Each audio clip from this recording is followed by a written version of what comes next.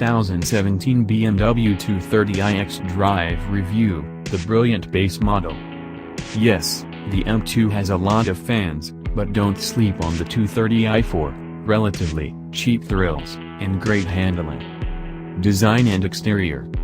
Like the 1 Series before it, I'm smitten with the stubby wheels at corners looks of the 230i. Even without the muscularity of the M2, the coupe has great proportions and lines that will age really well. It's conservative, where sporting coupes are concerned, and that's a formula that has worked well for BMW for decades. Still, some points are deducted here for a lack of originality and outright beauty, in a segment where looks are considered before just about anything else. Interior and comfort. Driver and passenger have a surprising amount of room in this subcompact. At well over 6 feet tall, I found the head and legroom especially impressive and welcome. In fact, the 230i measures out remarkably near the gigantic Dodge Challenger, in the front seats, in every direction save for width. BMW seats are pretty magical for people of all sizes, too, and no exception has been made for this tour.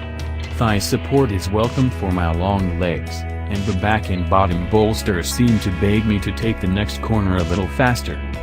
Technology and connectivity. There's a big, bright infotainment screen smack in the middle of the dash, which is both easy to read and make use of. Apple CarPlay is available, but one must pay extra for it, which sucks, and while I think making wireless charging optional is sensible, not everyone cares to use it. I can buy a lot of Chinese knockoff lightning cables for $500. Performance and handling. Crisp steering response and a really capable adaptive suspension, from the M division, allowed the 230i to hang with cars with a lot more motor. Though feel and feedback have fallen off from the 1 Series days, this car is still utterly joyful to drive on a Saturday, on my favorite country lane. The engine isn't bad, either. Output figures of 248 horsepower and 258 pound-feet of torque make this the least powerful 2 Series BMW sells, but there's still more than enough oomph to keep one entertained. The 8-speed automatic gearbox doesn't get in the way, though this does feel like a car that deserves a good manual transmission for maximum enjoyment. Safety features. The 230iX Drive is really about average where advanced safety tech is concerned.